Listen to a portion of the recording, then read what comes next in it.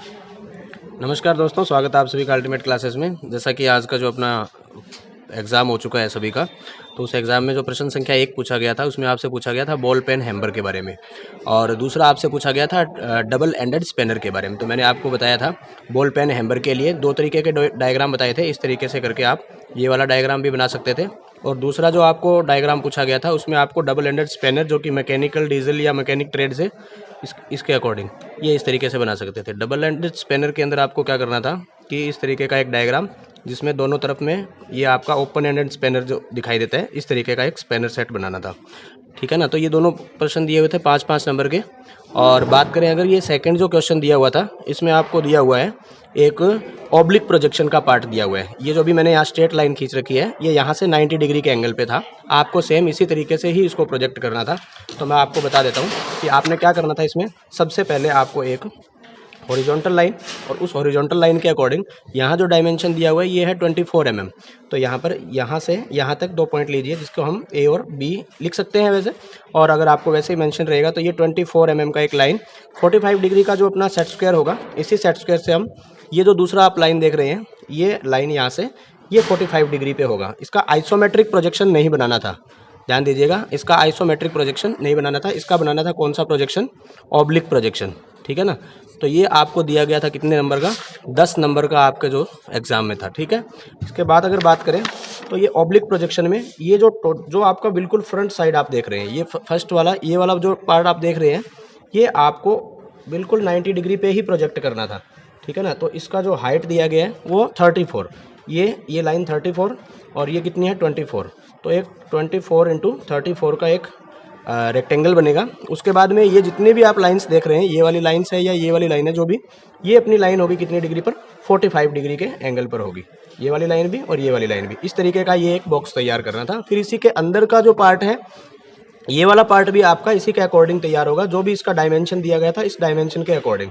और यहाँ जो सर्किल देख रहे हैं, कुछ बच्चों को ये डाउट आ रहा है कि सर ये जो सर्किल है ये एलिप्स बनेगा या ये सर्किल जो है ये जैसे अपने नॉर्मली सर्कल बनाते हैं वैसा ही। तो बिल्कुल सेंटर पॉइंट लेना था यहाँ पर एक, और इसका जितना भी आपको रेडियस दिया गया है, जैसे इसका फाई दिया गया है, कितना व्यास दिया गया है 15 mm, तो आपने इसका रेडियस लेना था 7.5 mm, और 7.5 mm का एक सर्किल बनाना था, ना कि इसका एलिप्स बनाना था। दोस्तों जिसने भी अगर इस तरीके से बनाया है इसको, तो बिल्कुल उसको 10 नंबर पूरे मिलेंगे। उसके बाद में थर्ड जो क्वेश्चन था, ठीक है, इसमें आपको 20 नंबर का ये क्वेश्चन था, तीसरा क्वेश्चन, जिसमें 10 नंबर का था ये, जिसमें आपको draw the first and third angle का सिंबल बनाना था। कल की वीडियो में ही मैंने आपको बताया था कि फर्स्ट एंगल और थर्ड एंगल के सिंबल कैसे बनाए जाते हैं। ठीक है ना। ये मैंने आपको बताया था थर्ड एंगल के लिए इस तरीके से प्रोजेक्ट करना था। लेकिन इसमें क्वेश्चन में जो आपको डायमीटर दिया गया था वो कितना दिया गया था? 40 mm। तो वैसे तो हम इसको फ्री हैंड बनाया करते थे, लेकिन ये इसने डायमीटर दे दिया कितना? 40 mm। तो इसके लिए मैं आपको थोड़ा सा बता देता हूँ कि सबसे पहले आपको एक सेंटर लाइन ड्रॉ करनी थी। उसके बाद में ये जो बड़ा डी है, ये जो बड़े सर्किल का व्यास है, ये दिया गया है आपको कितना? 40 mm। और जो छोटा सर्किल होगा ये इसका हाफ हो जाएगा, यानी मैं यूँ कह सकता हूँ small D equal to d/2, मतलब इसका आधा हो जाएगा। तो अपने इसको 20 mm लेंगे। तो इस सर्किल पे, इस पॉइंट पे हम प्रकार रखेंगे और एक छोटा सर्किल बनाएंगे। ठीक है, जिसका व्यास होगा, ये छोटे वाला सर्किल है, इसका व्यास 20 होगा। बड़ा जो सर्किल बनाएंगे इसका व्यास 40 होगा। फिर इसी सेंटर से कुछ दूरी छोड़ करके, मान लीजिए ये सेंटर लाइन मैं यहाँ बढ़ा देता हूँ, तो इस सेंटर से कुछ दूरी का मतलब कितना हो जाएगा? 1.25d। 1.25d कितना हो जाएगा? आप देखो, 40 गुणा 1.25, यानी इसका अगर 1.25 करेंगे तो ये अपना 50 mm हो जाएगा। ठीक है, इसको कैलकुलेट कर सकते हैं आप, पॉइंट हटा करके ये सब करेंगे तो आप 50 mm होगा। इस सेंटर लाइन से 50 mm के बाद एक लाइन खींचना था, वो लाइन इस छोटे वृत्त के व्यास के बराबर। तो छोटे वृत्त का व्यास कितना है? 20 mm। तो यहाँ से ये 20 mm साइज हो जाएगा। बड़े सर्किल के अकॉर्डिंग यहाँ प्रोजेक्शन करेंगे हम, यहाँ से यहाँ तक।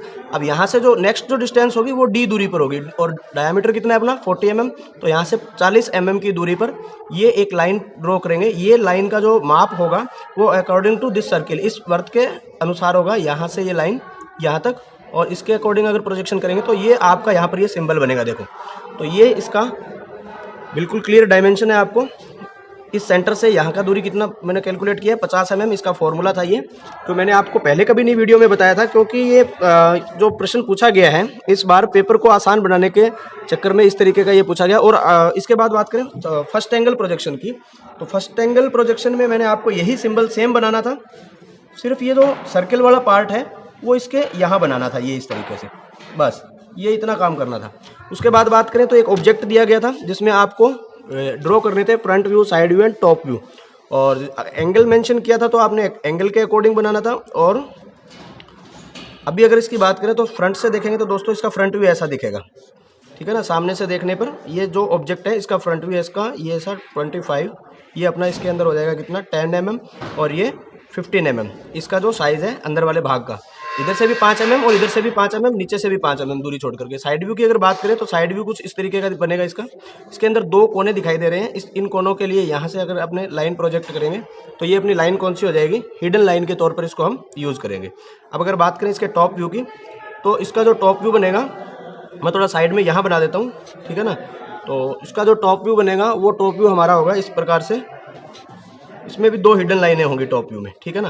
अभी मैंने इसको कोई भी एंगल के अकॉर्डिंग नहीं बनाया है, मैंने आपको सिर्फ थोड़ा सा रफली ये बताया है कि इस आज के प्रश्न पत्र का जो भी ओवरव्यू है वो डाला है, तो आप अपना मैच कर लीजिएगा आपने क्या बनाया है क्या नहीं बनाया है। Have a nice day from my side. आज के लिए इतना ही है दोस्तों।